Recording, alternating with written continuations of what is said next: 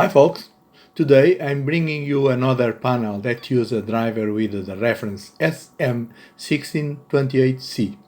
It is worth revisiting this type of the driver to highlight some of its characteristics. The panel where this driver is located has a display with only 4 digits of the 7 segments. It has predefined symbols that are activated by the fifth bit of the total 2 bytes sent to the digital register. Note that they call it GRDX because not everything is at all related to the same digit.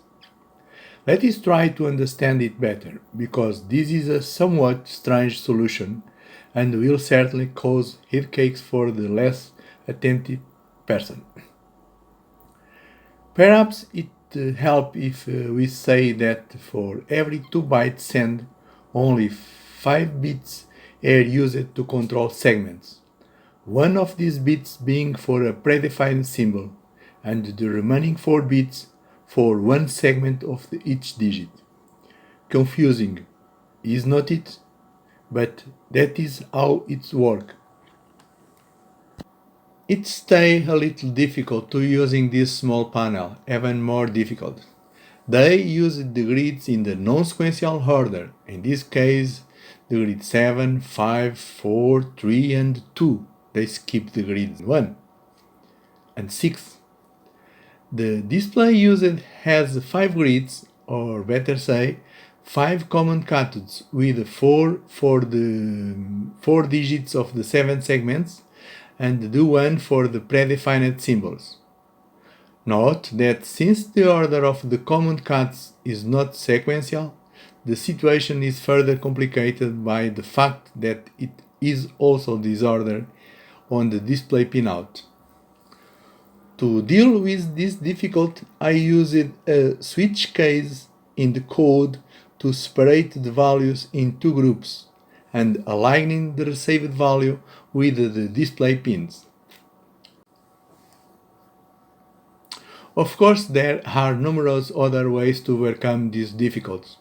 However, the goal is to clearly show a solution that everyone can easily interpret after highlighting the difficulties present in the panel. I left the update in dynamic mode because it was the original skeleton present in the code, but obviously you can change the code to the static mode. There is a function to reading the buttons that must be adapted in its reading to the desired actions. The panel, as you can see, is very small and have 4 buttons in the top, and to use the buttons you can uncomment the code, call the function called read buttons, and attribute the functions you need to each button. To connect the panel to the Arduino, I use 4 wires as normal, and this case is a GND, the common pin of the GND, to create the reference between the Arduino power of the 5 volts DC and the panel, the data in, the clock, and the strobe. In this case is the pins 7, 8 and 9 of the Arduino. Please, if you think in change the order of these pins, is necessary adjust the configuration of the port D, okay? Don't forget this. And this is enough to bring the panel to life.